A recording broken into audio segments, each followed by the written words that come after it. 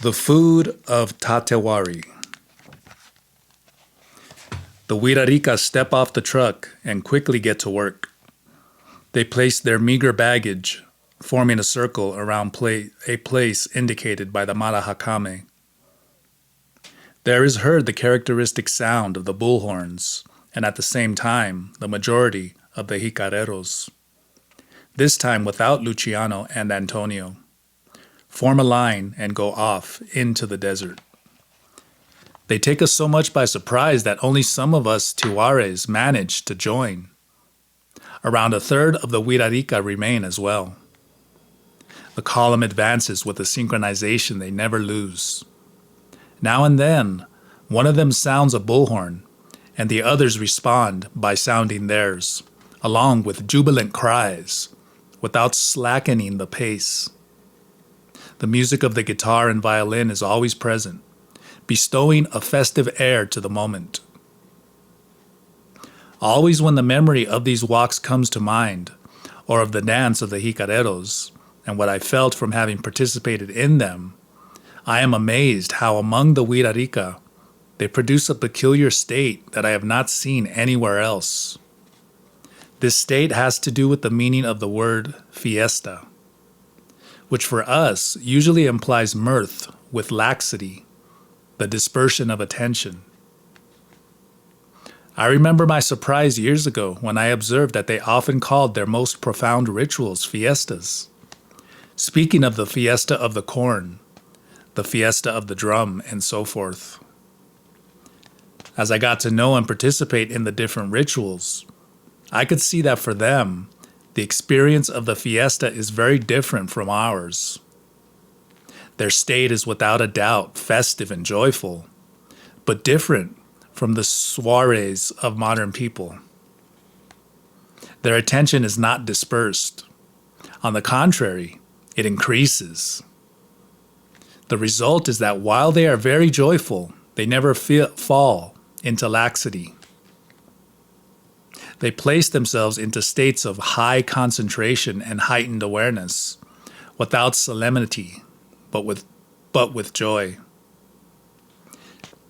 These states of joy could and did alternate with others, instantly and totally, into states of profound sadness or silent contemplation, since the Wirarika are masters of the art of fluidity, and they have no difficulty in changing their attention the moment it becomes necessary. Their long walks are like this as well. No talking, a rhythm and harmony in which everyone's attention is united around the penetrating, repetitive, but not monotonous, and joyful sound of the violin and the guitar, to which occasionally is added the jubilant sound of the bullhorns. The procession arrives at a small tree about 2 meters in height with abundant branches, and they begin to move around in a circle with the tree in the center. It is evident that they are dancing for the tree. After about 20 minutes, the dancing and music stop. The jicareros play their bullhorns one more time. One of them approaches the tree and begins to speak to it with a great deal of seriousness for some minutes. At times, his speech turns very affectionate and emotional to the point of tears. When he finishes, he cuts off one of the branches, a small bow of about 40 centimeters, from which he strips all the bark. He sharpens the point like an arrow. Then he points the arrow toward the 4 directions while praying for the spirit of the tree. All those present join their voices in as well. At this point, they approach the tree, cut it down, then proceed to chop it into small pieces of the same size, from which they also remove the bark. In an incredibly short span of time, there remains no trace of the tree, while each Wirarika has in hand a bit of food for Tatewari. The group turns to go back. Soon it is getting dark, and the Urakuakame lights the fire, following all the necessary steps for the invocation of Tatewari. We all participate in a way similar to that already described in the night of confession. When everything is ready, Antonio asks us Tewares to go to sleep, since what is to follow pertains only to the Wirarika. I ask him if we can walk a little, and he says yes, but to take care.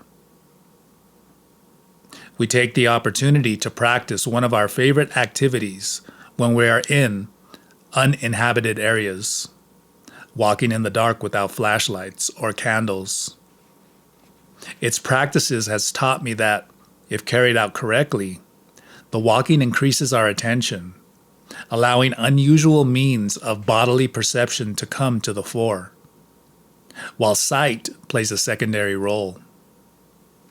In this way, we can walk quite securely and integrate ourselves fully with the world of shadows. We have some distance from the campsite and merge ourselves into the nocturnal perception of the desert. After about 3 or 4 kilometers, we select an appropriate site and sit on the ground, forming an energetic circle with our backs to the inside, our faces out. Seated in this way, we unite our attention and have a 360-degree perception of the surrounding desert.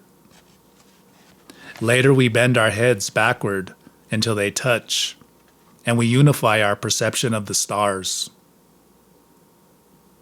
We remain about an hour in this position without talking. After that, we speak a little about our situation in very low tones, so as not to disturb the energetic condition of the surroundings. Finally, we turn to go back, this time running at top speed for the pure pleasure of moving in the dark. We realize that our bodies are asking for something intensely physical. Before arriving at the campsite, we steady our breathing and once again become quiet. We arrive in silence, and the Wirarika seem not to notice us. They are talking around the fire, one at a time, while the others listen. It is not an ordinary conversation. They are occupied with some topic of real importance. Later, we become aware they are deliberating on which steps and route to follow in the days to come. Half an hour passes, then everyone goes to bed. It is around 2 a.m.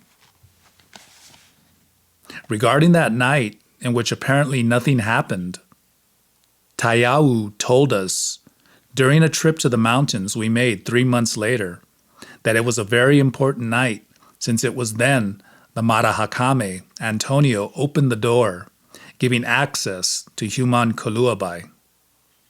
While everyone else slept, he went to the fire and spoke to it, after which he waited for the deer antlers to appear.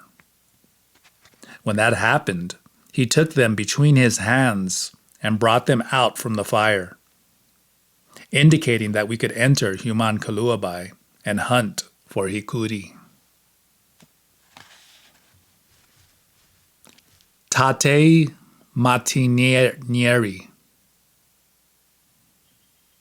When I wake the following morning, I find the Wirarika piling their things in the truck. Rapidly we hurry to pack ours, since I assume we will leave immediately for Human Koluabai.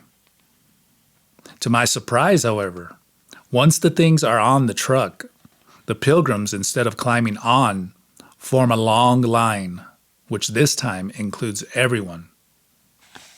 We proceed to join, very curious as to the destination and purpose of the hike. The bullhorns sound, and the procession marches off. After a short time walking, we arrive at a town or ranch composed of only a few adobe houses and others of white brick. The unpaved ground is no different than that of the rest of the desert. The few townspeople do not seem surprised at the presence of the long and picturesque line of pilgrims, which makes me think that the town is on the normal route of the pilgrimage. We continue along until we cross the town, and in a short time arrive at a rectangular area around 300 meters square, surrounded by wire mesh on all four sides. Inside is a mesquite, another tree I can't identify, and assorted bushes. Apart from the fence, the only peculiarity of the area is its greenness, which contrasts with the desert. The fence has a small door where the pilgrims enter. Upon entering, I managed to read a sign from the National Indigenous Institute that says the place is a ceremonial temple of the Wirarika. Entry is prohibited, and littering or allowing entry of animals would be grounds for a large fine or arrest by the competent authorities. I realize we are in one of the most important places on the way to Human Kaluabai. As the Wirarika enter, they sit down on the ground, squatting over their calves or with their legs crossed. I discover the reason for the greenness and agreeable freshness of the place. We are in Tatei Matineri, a spring that wells up in the middle of the desert. This is one of those places where dwells the Lady of the Water, so venerated by the Wirarika people. She also inhabits Lake Chapala in Jalisco and the coasts of San Blas, Nayarit. I have heard a lot about Tatei Matineri. Each time the Wirarika refer to this place, they do it with grand emotion, describing it as one of the most beautiful places in the world. And Tatei Matineri certainly is beautiful, not only due to the presence of the water, which had formed a small stream, or the few trees. It was something deep and ineffable that made us feel so good there. Entering Tatei Matineri is like crossing into another dimension, in which the heat and severe aspect of the desert become only a memory. Here I feel comforted, protected, and enveloped in the love of the Lady of the Water. Once the Wirarika are seated, they take colored bandanas out of their bags and lay them out on the ground at the edge of the spring. On the bandanas are placed a large quantity of offerings. In a short time, the pilgrims have in front of them an altar presenting to Tatei Matineri the richest offerings: candles, arrows, deer antlers, chocolate, cookies, coins, nerikas, God's eyes, corn of different colors, peyote, feathered arrows, embroidery, and many other things. Once more was proved that out of the handbag of a Wirarika can come anything, without regard to weight or size. We also place our offerings and remain silent, like all our teokares. Antonio begins the ritual, talking to Tatei Matineri in a language that, although it was Wirarika, we understand without difficulty, since it is overflowing with love, affection, and gratitude. He does not speak as one would to an omnipotent and distant God, but as if someone very, very close, but as if to someone very, very close. He brings out several small bottles of water, and with the point of his muvieri, sprinkles a few drops of water from each one into the water pouring from the spring. Each small bottle contained water that Antonio himself had gathered from the coast of San Blas and from Lake Chapala, that he carefully kept for occasions such as this one. Then, kneeling at the edge of the water, he places some of his offerings in the water while he speaks to it with eyes full of tears. Next, Luciano approaches the water and conducts himself in a way similar to Antonio. The rest of the pilgrims place some offerings while speaking to the spirit of the water. Colored arrows wound with colored yarn, mirrors, lit candles on the edge of the water, and other objects. Then Antonio, Luciano, and 2 other jicareros pass to the other side of the stream. The pilgrims follow, placing themselves next to them 5 rows wide by 5 rows deep. They kneel down with heads bowed. If they are matehuames, they momentarily remove the shawls covering their heads and wait their turn. The jicareros are helping draw water from the stream. They bring it to Antonio and Luciano, who wet the feathers of their muvieri and sprinkle water on the head of each person, uttering words that emphasize the sacred character of the water of Tatei, as imbued in the pilgrims. The state of grace into which they enter upon contact with the water of Tatei reaches its maximum when, upon finishing speaking, the Marahakame or Urakuakame empties the cup completely, literally bathing the pilgrim, who receives it laughing and rubbing it on his or her head and body. When my turn nears, I approach Tayau. Hey Tayau, why do the Wirarika love so much Tatei Matinieri? His clean and profound gaze, along with his broad smile, gives me the answer as his words corroborate. Tatei Matinieri are the eyes of our mother, the earth. I reel internally upon realizing the true dimension of what we are doing. I feel a love and an enormous respect for these men and women living in an intimate relation with the earth. They are giving us, through their example, the opportunity to learn what it means to be real people, able to understand, live, and reflect love for the earth. I place myself in position while my entire field of energy stirs with pleasant expectation. I feel the voice of the Marahakame, the force of his muvieri, and the internal freshness taking hold of my being when the first drops touch my head. A true blessing.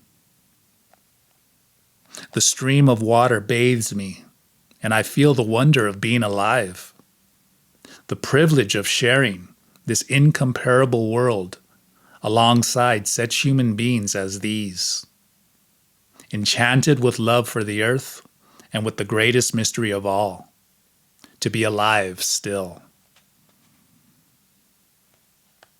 After bathing in the waters of Tatei Matinieri, my eyes truly open so that I see what we are. We are not Wirarika, nor Chihuahuas, nor Indians, nor mestizos. We are fields of energy on their way to the mysterious. We are the same. No one is better or worse. We are teokaris, and we are together because the same light is calling us. The water of the eyes of the earth are intermingled with water from my own. I turn around to look at my teocades, and I see they are all the same. We are ready to go to Human-Kaluabai. We pilgrims continue to place our offerings. We set aside a little, then surrender ourselves to an encounter with Tatei Matinieri and speak to her of the multiple feelings that turn around inside our souls as a consequence of this amazing trip called life. We ask for her light, her advice, and her force. Some cry intensely upon opening their hearts to the Lady of the Waters. The Lady of the Waters responds to us and heals us. Before leaving, we take the small jugs we purchased on the way and fill them with holy water, which we can use when the appropriate moment arrives. With full jugs and full hearts, we prepare to depart. Antonio approaches the truck and asks that the hood be raised. With his muvieri, he sprinkles some of the water just collected over the motor. He does the same with the cars. Now I have no doubt the vehicles will withstand the trip. We get in the truck and the cars. On to Human-Kaluabai. Human-Kaluabai. The road becomes more difficult as we go on. In fact, there are no roads, only very, very narrow paths crossing on all sides in the desert. To the sides, spiny bushes give the owners of the cars a hard time. This is a true labyrinth, which lasts hours longer than expected. When I ask Antonio if there is much more to go, he says, soon. Finally, night falls. We go a little farther, and the Uraku Akame decides we should make camp again, since in the dark it would be impossible to find the place. Conversing with the Jicareros confirms what had become apparent to me. For them, it also was difficult to locate Human-Kaluabai. Even the oldest, who have come innumerable times during their lives, have to struggle on each occasion to orient themselves in the desert and find the specific site indicated by tradition. On this occasion, there are no dances or rituals. We only rest, hoping that Tau will appear again, allowing us to find the road. What cannot be dispersed with is the presence of Tatewari, without which the Wirarika would feel helpless. So they rapidly light a fire, which watches over our sleep until dawn.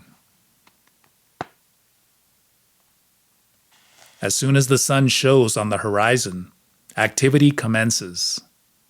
The dance of the Jicareros around the fire. Since we have been in the desert, the nights have been much colder, and at this hour, we are still numb. So a good dance seems most appropriate.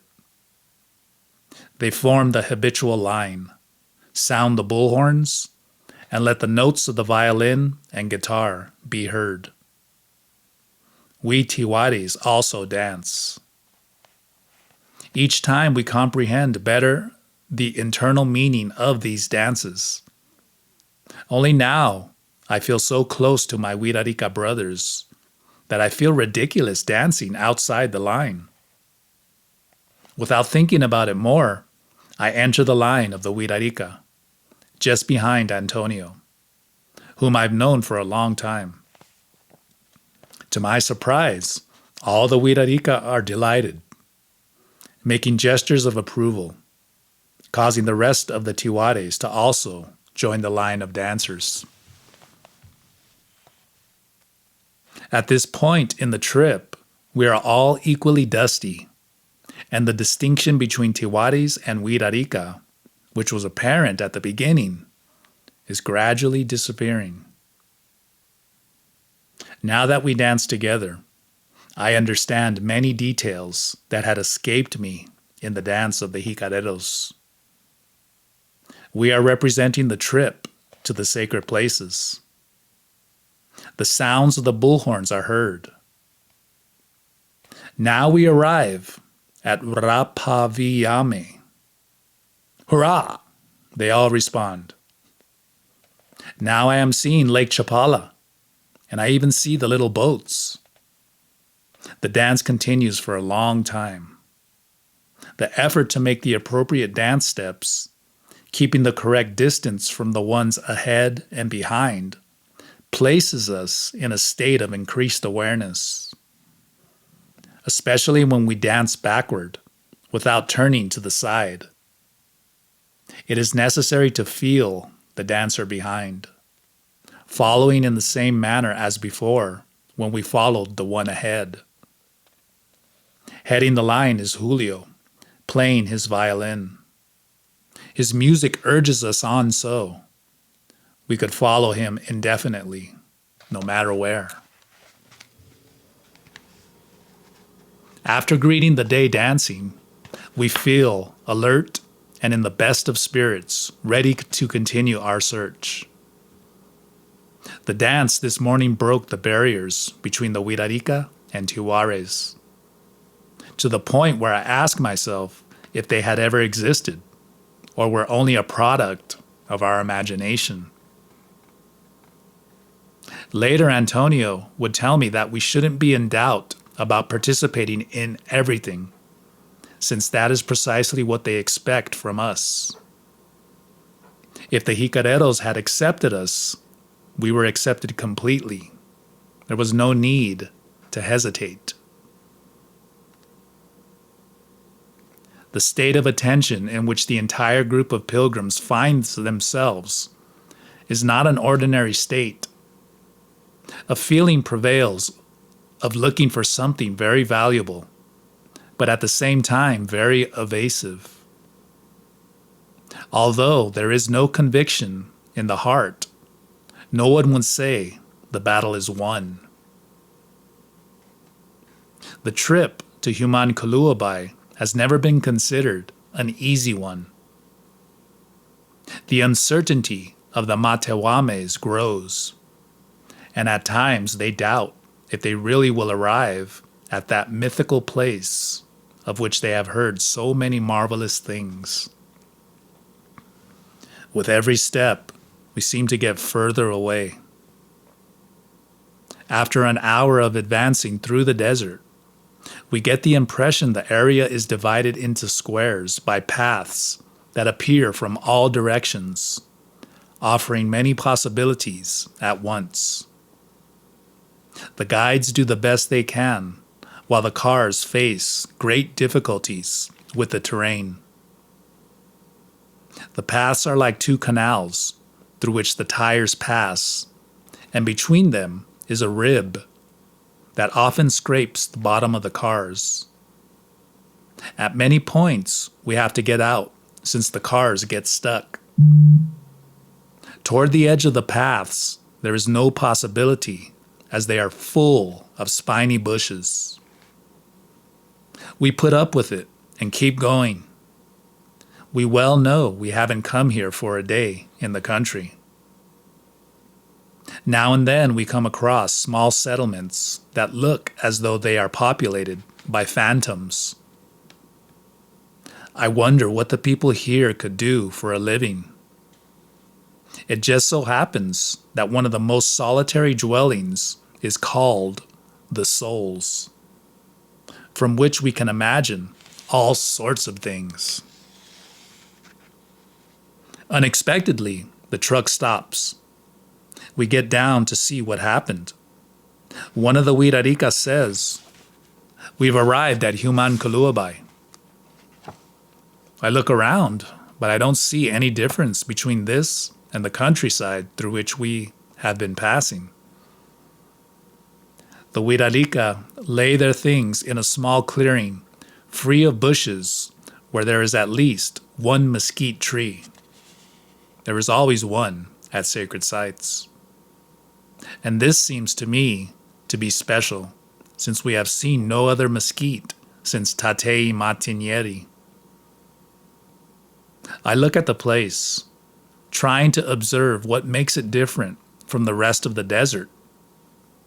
I find empty sardine cans, a few pop bottles, and a little other garbage.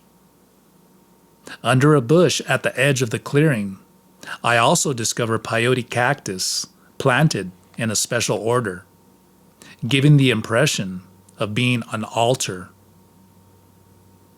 Also, there are the remains of a fire and some wood piled up. Obviously, the place has been visited recently. Antonio tells me that all the Jicarero groups come here each year to the same site in the same season. On this occasion, those from Santa Maria were the last to come to hunt the deer. Once installed, the Jicareros bring out sacks, handbags, and other bags of various types. Also, they carry a knife or a jackknife, preparing ourselves for what is to come. We do the same. I ask Tayau, "What's next?" "We hunt deer," he answers. We form a line, and with the blowing of the horns and under the spell of the musical instruments, we advance, alert.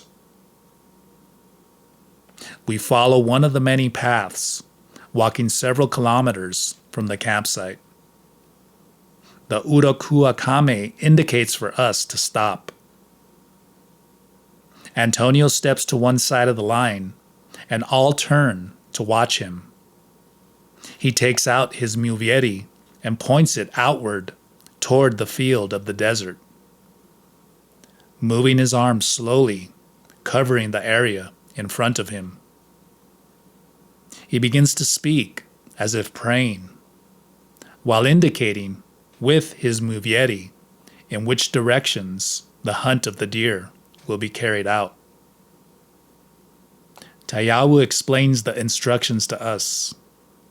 We should spread the line out, separating ourselves from the companion on either side, and begin to comb the area indicated by Antonio, searching for the little deer, peyote. Nobody should pick a single one until someone has found a family of hikuris resembling the figure of a deer. At that point, the Marahakame casts an arrow at the hikuri deer, and with this, the hunt begins. Then, everyone should pick as many hikuris as they can find and carry.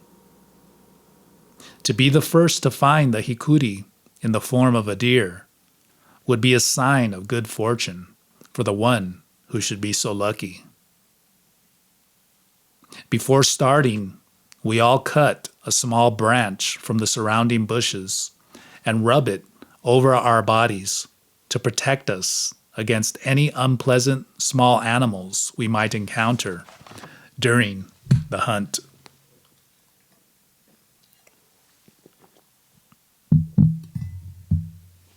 The hunt for peyote. The horns sound once more, and the Marahakame, who is in front, makes a signal with his arrows. All at once, the line, about 80 meters long, advances to one side of the path, thus beginning the search. The arrangement of the line that Antonio showed us is very appropriate for sweeping the area, inch by inch, similar to that used by the Wirarica in the Sierra to corral and hunt for real deer. At last, We are in Humankuluabai, combing the ground, searching for hikuri. Although our Tiwade purpose was not the eating of the sacred cactus, given our norm of going ahead according to how circumstances dictate, we joined the hunt with total concentration. My idea is that all the peyote my friends and I can gather would make a very useful gift to the community of Santa Maria, which required it for the many fiestas celebrated throughout the year. The minutes pass, and it seems no one has found a single hikuri. Everyone walks alone, selecting the route that seems best. When I encounter my friends, I ask them with a gesture, "How is it going?" "Nothing," they answer with another gesture. I continue my search, looking at every inch of ground. I begin to ask myself if, with so many years of coming to the same site, the Wirarica had exhausted the peyote reserves. I realize my attention is dispersing in vain speculations, and I remember what I had learned years earlier with other Wirarica friends. I change my state of anxiety for one of relaxation. I silence my thoughts, and immediately there appears before me an enormous hikuri, just to my left, about a meter. I turn around and see a Wirarica picking a cactus, making me think they already have found the peyote in the shape of a deer. I continue quietly, although 10 more minutes pass without finding another. I begin to sing my old peyote songs. And now, finding many hikuri does not seem to matter much, or even finding none at all. I am in the house of Tamats. Tamatsin of Tamats Kahulamari is the blue deer, representation of the Great Spirit. I am in the house of Tamats, and his power is felt everywhere, with or without cactus.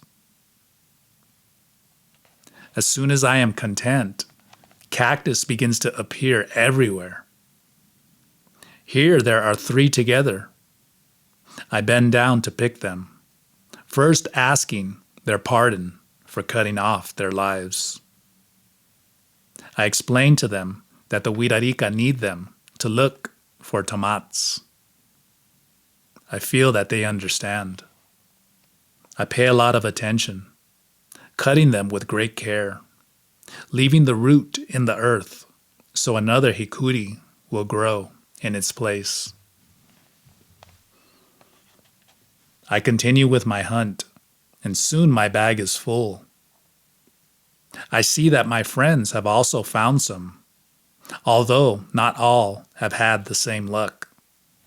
One of them has found only 2 or 3.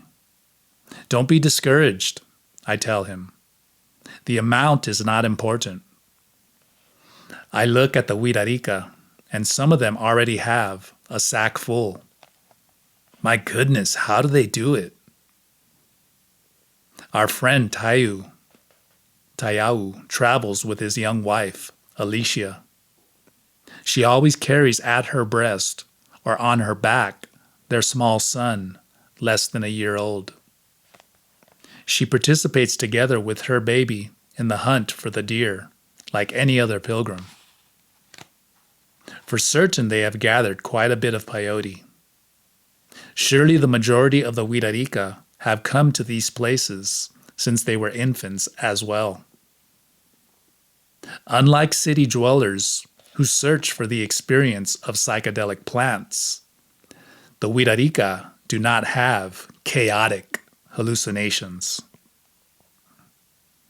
Thanks to their characteristic rituals, which include the consumption of peyote and a lifetime of preparation, They are able to perceive a world with internal coherence and continuity, although of a nature very different from the ordinary world. The man who attracted peyotes. I see Antonio there, carrying an enormous sack of peyote, which he can hardly carry. My full handbag now seems much smaller. I stay glued to him to see if I can unravel the secret that allows the Wirarika to find Hikuri with such apparent ease. I walk behind him. Wherever he walks, there is Hikuri. It seems they are coming out to meet him. Hey, Antonio, what do you do to find so much Hikuri? Well, it's right there. All you have to do is look. To look? I continue, close behind him, and look. Nothing. What's the matter? Why didn't you pick these up? Asks Antonio, who has stopped to watch me. Which ones? Those right next to you. I scrutinize the ground. Where? Antonio comes over and points to a place about 40 centimeters from my feet. Right there. I can't get over my amazement. But I've been over this place about 4 times and there was nothing. Well, how could that be? If there it is. Go on now, pick it up. Near Antonio, where Hikuri appears on all sides, I soon fill the other bag I carry with me and help him fill his second sack.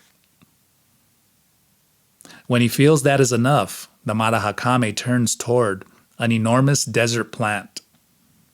It has a trunk similar to a palm tree, and in the upper part, some large yellow leaves that make it appear like a giant flower. Upon it are hung a few handbags, and already the jicareros are gathering around. The bullhorns are sounded, and soon the remainder of the pilgrims appear. The hour of the matewames. Once they are reunited, they prepare an altar by placing several shawls on the ground. Upon these are placed deer antlers, woolen yarn paintings with motifs relating to the pilgrimage, corn, and a large quantity of peyote. Each pilgrim lights a candle held in the left hand, while the Marahakame and the Urakuakame begin with prayers and invocations, which everyone follows with concentration. Touching with the eagle feathers of his muvieri, Antonio blesses all the offerings on the altar, as well as all those present. His words are very different from the normal language of the Wirarika. They seem more like a song. While Antonio proceeds with his labor to propitiate the powers that inhabit human Kaluabai, some of the jicareros peel the peyote and cut it into small pieces. The hour of truth is near for the matewames. When there are enough pieces, designated jicareros begin passing out the small chunks of hikuri. Before placing it in the mouth of each pilgrim, they place it on the forehead, on the eyes, over the ears, and over the heart, in order to see, to hear, and to feel. Each Wirarika solemnly receives a small piece of peyote, which they eat in silence.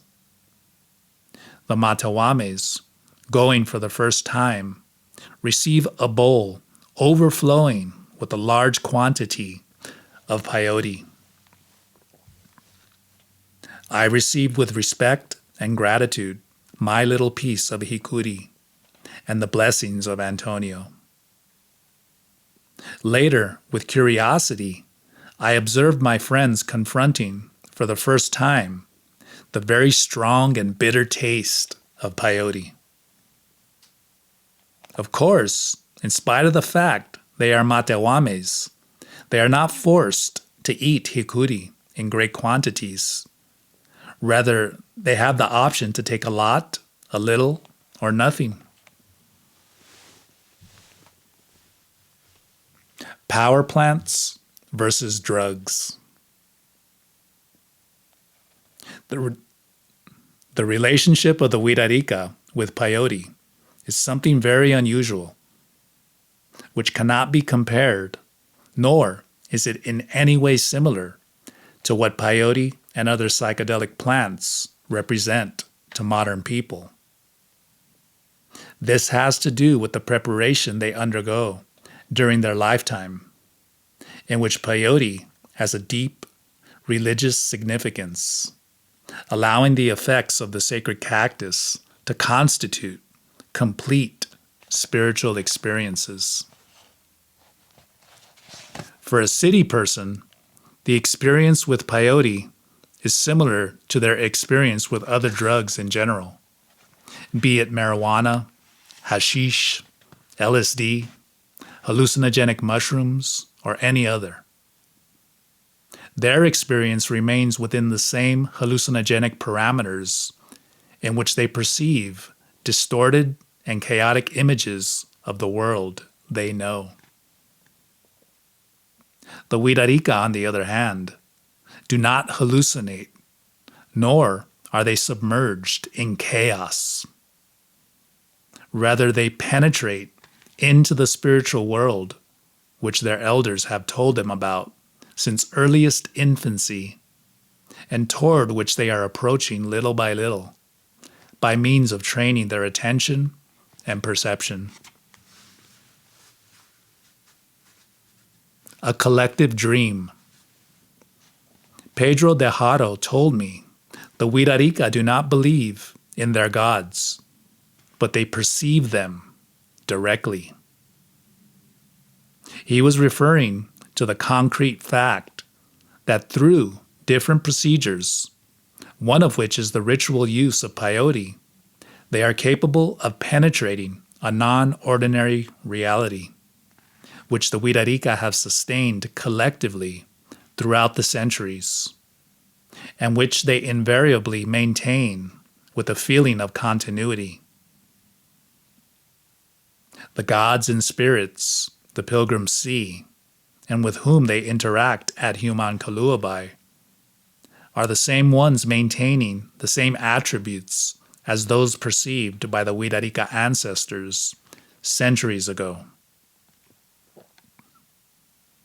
In Castanadian terms, we could say that Humankuluabai, as a magic space located in the separate reality that corresponds to the desert zone called Humankuluabai, is a collective dream the Wirarika have been able to sustain by intending it since time immemorial. Thanks to persistently maintaining their rituals and spiritual practices generation after generation.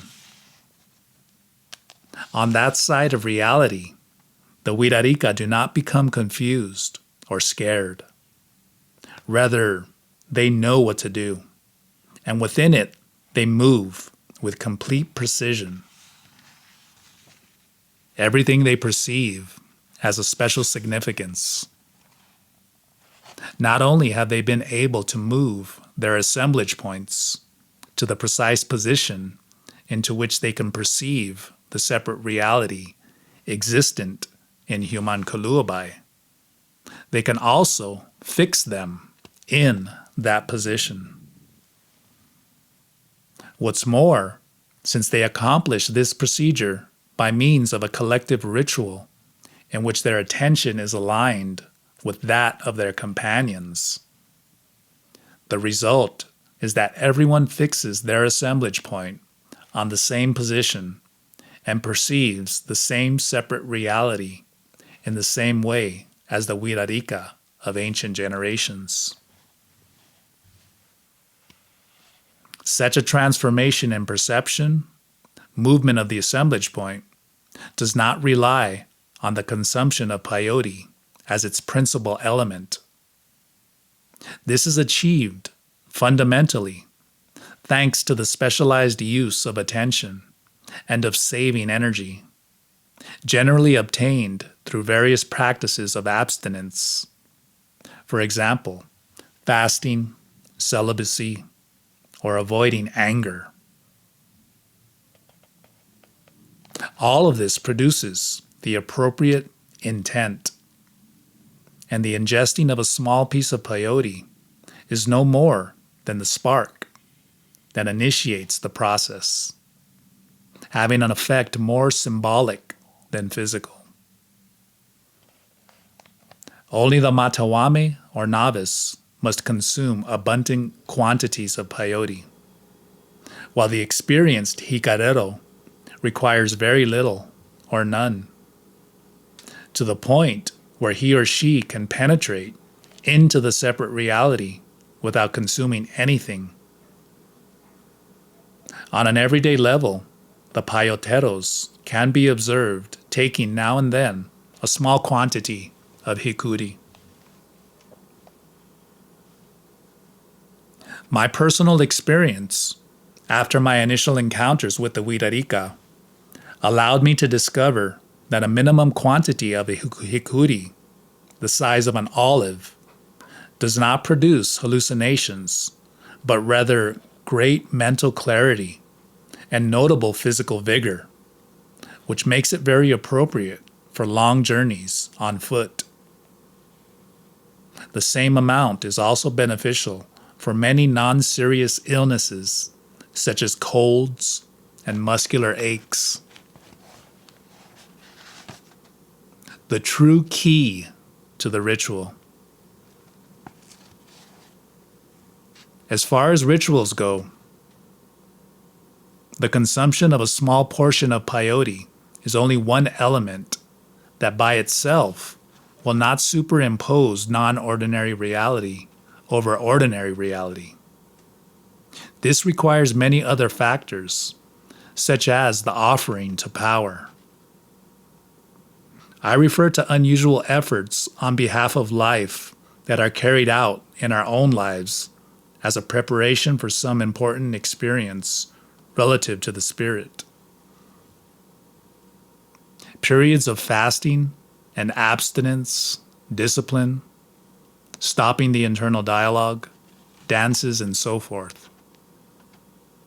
Among other groups of Toltec descent, such as the Nahuas, where hikuri is not present as a central element in their religion, it could be established that they attain similar states of perception without the use of any power plants.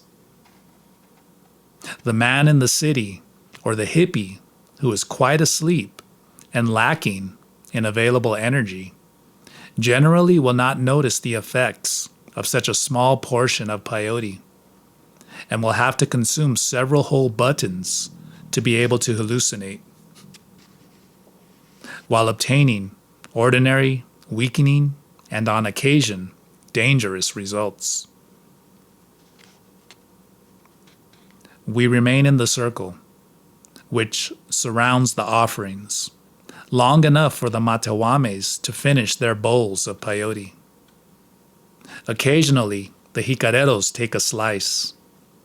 Observing the matawames, I realize they are eating the bitter cactus, chewing it naturally without the slightest gesture of discomfort. They are all very young, between 16 and 22 years approximately. Never will I forget the faces of some of my Tiware Matewame friends when they chewed their first slice of peyote. Although they have been forewarned as to the flavor, their expressions indicate they had never imagined its magnitude, and now they were finding out. Nevertheless, they do what they can to maintain serenity, and of course, They take much smaller portions than those taken by the Wirarika. The fact is that without the experience of a life spent in similar rituals, they found themselves in difficult circumstances with far fewer means at their disposal than the Hikareros to be able to deal with the Hikuri adequately. In any case, we were using all our recourses and experience in such areas of work as the handling of attention, stopping the internal dialogue, the awareness of the other self, and states of non-ordinary reality, all obtained without any drugs, as a counterweight to our condition as novices in the separate reality of the Wirarika.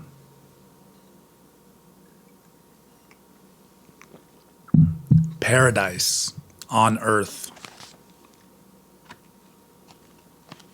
Even though I was relying on my varied experiences in non-ordinary reality, gained while living among the Wirarika over several years, the pilgrimage to Humankuluabai constituted, without doubt, a much deeper and complex stage.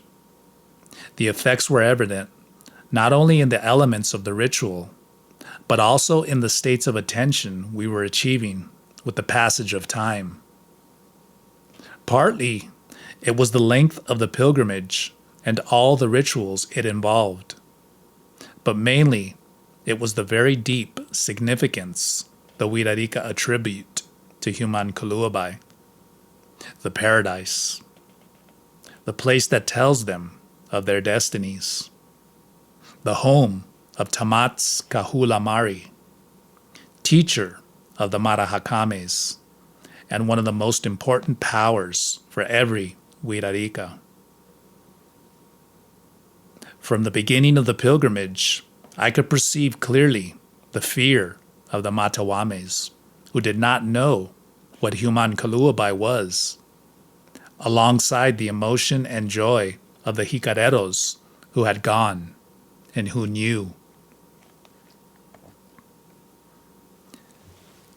The entire pilgrimage takes place from its beginnings in the Sierra, in a state of non-ordinary awareness, and in a space that is not the space of the everyday world, but rather that of the separate reality, where the world passes by in another way.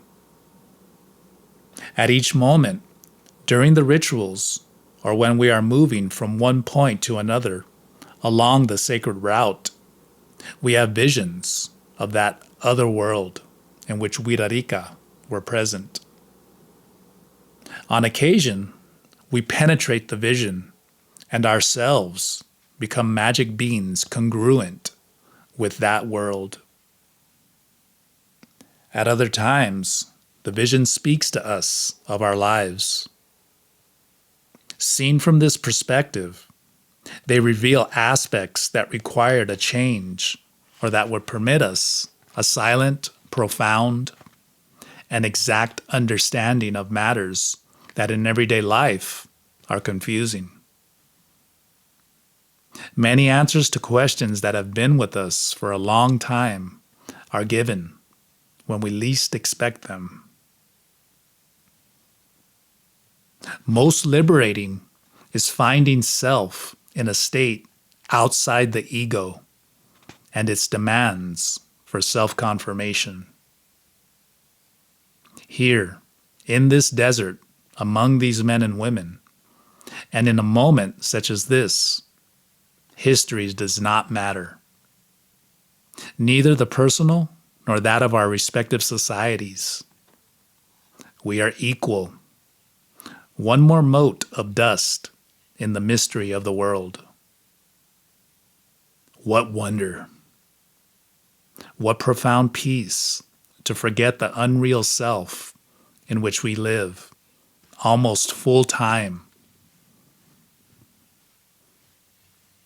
Once the Matawames finish their bowls, we pick up our things and form a line to head back to camp. Each pilgrim returns with a voluminous load of peyote. The hunt has been successful. A good omen. The pilgrimage is going well. Surely the families of the jicareros, together in the Calehue of Santa Maria, who remain watchful and informed of everything occurring to the travelers by means of Grandfather Fire, will be feeling very content that everything is going well. The long line of jicareros advances. It is already mid-afternoon, and the fierce heat begins to diminish, giving way to a fresh breeze. The desert again transforms itself. Physically, it is not changed, but the power that sustains it can be felt with strong clarity. In this place dwell many more things than meet the eye. Finally, we arrive at camp, where each one, without a need of a single word, begins preparations for the night that approaches, the night of the Hikuri. Everyone knows exactly what to do.